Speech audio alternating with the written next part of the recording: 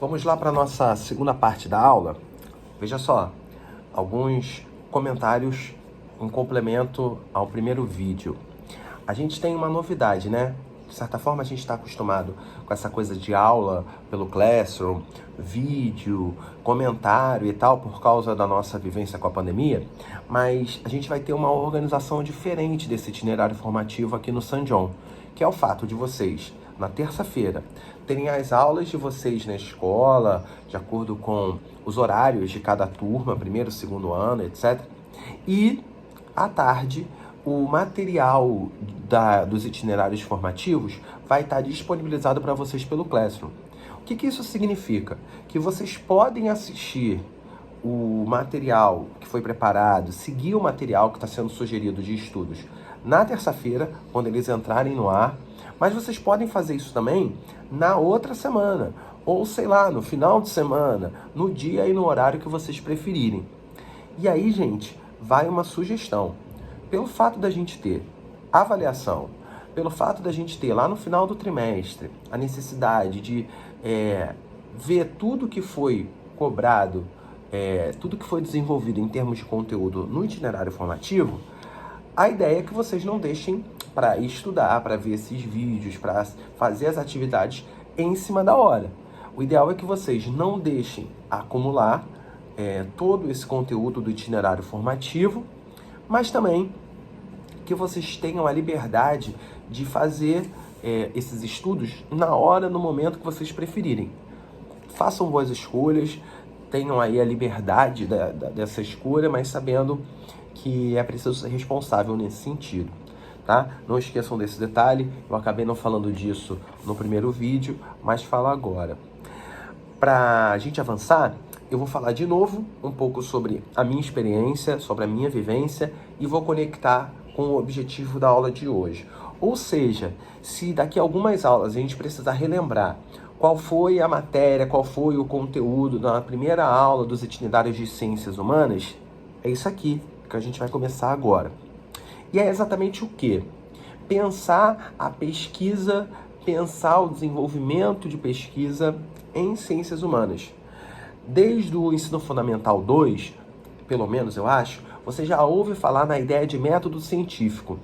Ou seja, através da ciência, como é que a gente pensa, pesquisa, como é que a gente elabora uma hipótese e comprova ou não aquela hipótese. Tem um resumo bem didático, né? De quando você pensa no seu objeto de pesquisa, quando você começa a pesquisar sobre ele, elabora uma hipótese, vai investigar se aquela hipótese se comprova e aí você chega na conclusão. Esse resumo ele pode ser mais detalhado ou menos, mas basicamente, de uma maneira bem informal aqui, a gente está falando que esse seria um método de pesquisa. Só que quando a gente, sei lá, quer falar sobre a gente pode fazer isso em sala, né? Normalmente, quando as turmas são mais novas, a gente, sei lá, fala do ciclo da vida. Lembra daquela história, quando a gente foi criança, no Fundamental 1, de colocar a semente de feijão no algodão? Só da gente observar aquele processo, da semente brotando, da semente germinando, da semente dando fruto, a gente pode ter um resumo de como iniciar com as crianças a ideia de um pensamento científico. O que eu pensei para hoje foi o seguinte: como mostrar para os alunos do San John as bases, as coisas mais simples, primordiais, as premissas mais importantes de ciências humanas como ciência. A gente vive, isso não é uma novidade do nosso tempo presente, é algo já muito antigo, a ideia de que as ciências humanas estão no palco, estão no âmbito, estão na área da opinião, do achismo. E aí a gente acaba confundindo aquilo que a gente pode ter como um referencial, uma ideia pesquisada, concluída, que já tem determinadas ideias consolidadas com uma opinião. Então vamos supor, algo que é um tema muito comum em ciências humanas, no Brasil e no caso específico do Rio de Janeiro, inclusive em geografia, né? Favelização.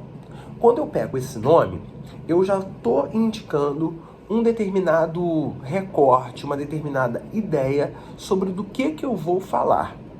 E aí, quando eu falo sobre as origens, o que causa a favelização, eu posso recorrer a aspectos sociológicos, históricos, geográficos, que mostrem o porquê que as primeiras favelas surgiram, no caso do Rio de Janeiro, no caso de São Paulo, ou no caso brasileiro como um todo.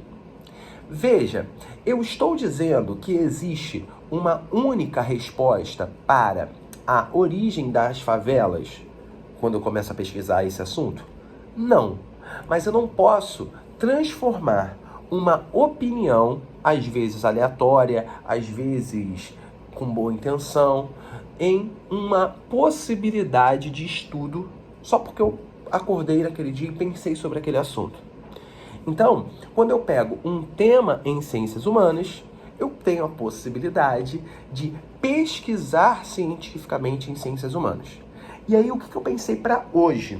Eu vou disponibilizar para vocês um vídeo que eu encontrei no YouTube, analisei e acho que vai ajudar muito a gente, que é de um pesquisador em ciências sociais explicando como que se faz pesquisa científica em ciências humanas. Eu queria chamar a atenção porque ele fala logo no começo do vídeo, né? A necessidade de você ter um objeto de estudo, de você levantar uma hipótese para explicar aquilo que você está estudando e você começar a fazer a pesquisa a partir da sua hipótese. Então, na hora que você for assistir o vídeo que eu vou disponibilizar para você, pensa justamente nisso. Quais são as possibilidades, as ideias, as chances de você pesquisar um determinado assunto em ciências humanas? Veja, gente, que a pesquisa em ciências humanas, por mais que ela esteja sendo comentada nos fóruns, nos Facebooks da vida, por mais que ela esteja, o tema, né, por exemplo, feminismo, por exemplo, questão racial no Big Brother, por mais que a gente possa falar disso no nosso cotidiano, no Twitter, no Instagram, não significa dizer que esses temas são simples ou que esses temas se reduzem à opinião. O que esse vídeo que eu vou disponibilizar para vocês, desse pesquisador, cientista social, vai identificar é o seguinte: todo assunto em ciências humanas, ele tem que ser pesquisado academicamente seguindo um método científico. Mas ao contrário de você pegar uma semente, analisar como que aquela semente brota, quanto tempo que ela levou e etc., nas ciências humanas, as possibilidades de observação são outras. Os métodos que você tem que seguir para fazer essa pesquisa são outros. E é um pouco sobre isso que a gente vai pesquisar, que a gente vai falar na aula de hoje, ok? E aí, eu vou finalizando aqui falando um pouco da minha realidade, ou seja, da minha experiência como pesquisador em ciências humanas. Falei um pouco da minha trajetória desde que eu entrei na universidade, mas eu não especifiquei os assuntos, os temas que eu pesquisei. Eu vou tentar falar disso de uma maneira resumida para não ter um vídeo longo como o nosso primeiro vídeo. Seguinte, quando eu entrei na universidade, eu não sabia muito bem sobre o que eu queria pesquisar. Isso é muito comum, tá, gente? E vocês, quando entrarem na universidade, também vão ter essa dúvida. Por mais certeza que vocês tenham sobre aquela área que vocês vão iniciar os estudos, né? Sobre aquele curso que vocês começaram, vai bater uma dúvida, uma incerteza se é aquilo mesmo que eu quero para minha vida. Isso é normal, é comum, faz parte da trajetória de todo mundo que passa pela universidade. E na minha passagem pela UF, eu não tive muito contato com pesquisa, como eu falei para vocês no vídeo anterior. Mas na UERJ, aí sim eu comecei a fazer mais contato com as pesquisas em geografia. Quando chegou na época do TCC, trabalho de conclusão de curso, todo mundo vai ter que fazer um TCC, tá, gente? Em 99% dos casos das universidades públicas e privadas, o TCC é feito de maneira individual. Tem lugares em que você pode fazer o TCC em dupla, em grupo, mas isso não é muito bem visto como método de pesquisa. O que é o TCC, o trabalho de conclusão de curso? É um trabalho acadêmico que você vai ter que mostrar para a banca que vai avaliar o seu trabalho a sua capacidade de pesquisar aquele assunto. Então, se você trabalha em direito, se você trabalha com sociologia, eu estou falando sempre as mesmas carreiras de ciências humanas. Desculpa, tá, gente, mas é que tá me faltando criatividade agora. Mas tudo aquilo que você pesquisou durante 4, 5 anos de graduação, você vai ter que mostrar se você consegue fazer um trabalho acadêmico escrito. Na grande maioria dos casos é necessário que seja um trabalho escrito, em que você vai trabalhar com alguns autores em determinados temas. E aí, depois que você fizer esse trabalho vai ser julgado pela banca, que vai debater se você fez ou não o que você se propôs, e você vai ser aprovado ou não, concluindo a sua graduação. Todo mundo vai ter que fazer um trabalho de conclusão de curso, mesmo quem não vai trabalhar com pesquisa. Então vamos supor, eu trabalho no escritório de advocacia, olha aí a obra. Eu trabalho no escritório de advocacia do meu pai, já sou estagiário, eu quero só advogar. Beleza, mas ao final do seu curso de graduação em Direito, você vai ter que fazer um trabalho de pesquisa sobre Direito. Pode ser que seja um trabalho de pesquisa sobre o que você já usa, já trabalha lá no seu estágio? Pode. Pode ser um assunto que você teve 1, 2 aulas ao longo da graduação e você gostou muito? Pode, mas você vai ter que fazer esse trabalho. Trabalhando com pesquisa científica em ciências humanas ou trabalhando com algo mais prático, sendo professor, sendo advogado, sei lá, qualquer coisa, você vai ter que fazer um trabalho de conclusão de curso. No meu caso, na UERJ, eu fiz um trabalho de conclusão de curso sobre as escolas de samba do Rio de Janeiro. Um tema que eu gosto muito, que eu pesquiso muito. Então, foi um trabalho em que eu tinha como objeto de estudo as escolas de samba do Rio de Janeiro e os enredos patrocinados. Toda escola de samba, quando vai desfilar, desfila sobre um enredo, um tema que vai ser desenvolvido através daquele desfile. Então vai aparecer, o tema desse enredo vai aparecer nas fantasias, nas alegorias, no samba de enredo, nas variadas formas de expressão artística que aparecem num desfile de escola de samba. E a minha hipótese naquele trabalho que eu fiz para me formar em professor de geografia era que havia uma tendência de que as escolas de samba seriam patrocinadas por agentes do agronegócio para falar positivamente do espaço rural brasileiro do agronegócio. Vou repetir, que ficou confuso, muita informação. A minha hipótese era que havia uma tendência das escolas de samba serem patrocinadas por agentes, empresas do agronegócio para falar positivamente do agronegócio. E como que eu fiz para comprovar essa hipótese? Eu peguei 2 enredos específicos que tinham sido apresentados por 2 escolas de samba, uma em 2013 e outra em 2016, e mostrei como é que esses enredos, apesar de serem diferentes, eles eram parecidos estruturalmente. Eles, primeiro, eram patrocinados por empresas ligadas ao agronegócio. Um dos enredos era patrocinado pela BASF, uma empresa do ramo, uma empresa alemã do ramo de agroquímicos, né, de medicamentos em geral, mas nesse caso específico, uma empresa do ramo do agrotóxico, que produz e vende agrotóxico. E um segundo enredo que foi patrocinado por uma cidade do centro-oeste brasileiro, que é uma cidade capital do agronegócio. Então, esses dois enredos, eles indicavam a possibilidade de eu perceber um padrão de como se falar do agronegócio brasileiro. E, de certa forma, eu consegui comprovar essa minha hipótese quando eu fui levantando a maneira como o agronegócio brasileiro era representado nesses 2 enredos. Então, por exemplo, um aspecto que me chamou a atenção quando eu analisei os desfiles e os enredos dessas escolas de samba.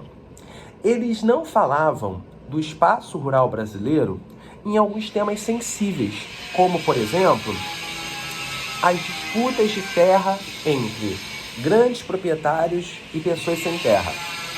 Esse assunto não era abordado pelas escolas de samba que foram patrocinadas por essas empresas do agronegócio.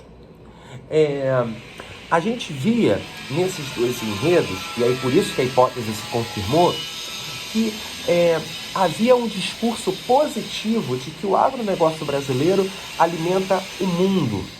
E essa ideia de produzir para alimentar o Brasil e o mundo.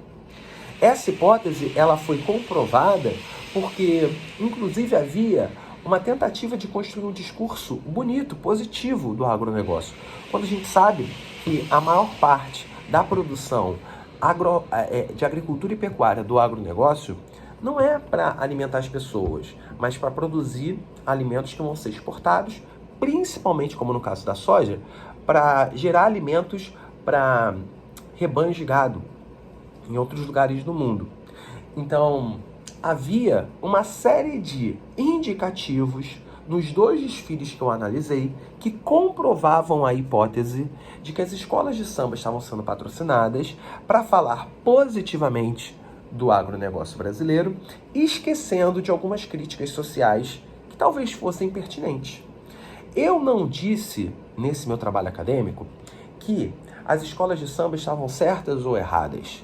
Eu não disse que o vilão, na minha análise, era a escola de samba ou o agronegócio. A gente não precisa, num trabalho acadêmico, num trabalho de pesquisa em ciências humanas, tratar as coisas como se fosse uma narrativa de filme infantil. Mocinho versus bandido, bom versus mal. A gente vai analisar os agentes. Quem são as pessoas ou os grupos que esses agentes estão representando? Quais os objetivos deles? Se eles alcançaram os objetivos quando eles, no meu caso de pesquisa, patrocinaram o agronegócio. Ou seja, eu tive, a partir de uma metodologia de pesquisa em ciências humanas, a necessidade de percorrer um caminho para comprovar se a minha hipótese estava correta. Para a gente finalizar, vou pedir para que vocês comentem aqui duas ou três coisas. Ao terminar de ver esse segundo vídeo e ao terminar de ver o vídeo que eu vou disponibilizar para vocês do YouTube, eu vou pedir para que vocês indiquem nos comentários aqui do Classroom, tá, gente? Não é nos comentários do YouTube. Que vocês indiquem quais são as ideias de cursos que vocês têm em mente. Então, se você tiver uma ideia, mas se você tiver com outra possibilidade de curso de ciências humanas, coloca aqui. Eu queria fazer geografia, mas eu sei que eu vou fazer direito. Beleza, coloca isso para mim. E segunda coisa na tua resposta, naquele teu objetivo de curso de ciências humanas, qual seria um possível assunto que te interessaria? Difícil, tá? Mas a gente precisa fazer esse debate. Veja só, eu não quero antecipar nada. Eu não quero que você comece a pesquisar. Eu não quero ser o seu orientador de pesquisa. Eu só quero que com essas respostas a gente vá conversando, a gente vá lembrando das áreas das ciências humanas e das possibilidades de pesquisa em ciências humanas. Repetindo, você vai assistir esse segundo vídeo, depois vai assistir o vídeo que eu linkar aqui sobre metodologia científica para ciências humanas, e quando acabar esses vídeos, você vai comentar aqui qual é o curso ou quais são os cursos de ciências humanas que você pretende cursar e um possível assunto de pesquisa que você acha pertinente, que você acha interessante, que você gostaria de pesquisar naquela área. Agora, veja só, não adianta você falar assim, eu queria fazer filosofia e eu quero pesquisar sobre, sei lá, o câncer de pulmão. Não. O que você acha pertinente, o que você gostaria de pesquisar dentro da área que você pretende cursar. Se você vai fazer um curso de história, que assunto da área de história você poderia pesquisar, você acha que seria interessante. Ok? Não precisa ser uma resposta longa, eu quero só um resumão para a gente ir linkando as ideias. que eu tenho sobre ciências humanas com as ideias que vocês têm sobre ciências humanas. Esse vídeo eu pretendia fazer em 5 minutos, fiz em 20. Desculpa aí pelo desempenho de palestrinha, tá? Mas é porque tem muita coisa para dizer. Nos falamos na semana que vem. Não demorem para ver esse vídeo e respondam aqui nos comentários, porque eu vou fazer o começo da aula que vem a partir desses comentários que vocês trouxerem. Ok, gente? Fiquem bem. Até a próxima semana. Um beijo, um abraço. Nos vemos, tá? Tchau.